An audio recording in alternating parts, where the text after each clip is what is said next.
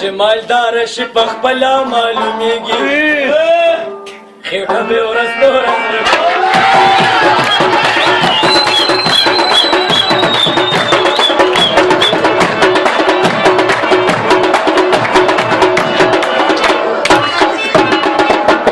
یو څو به داسې ټپې وکړم فرمایشه کړې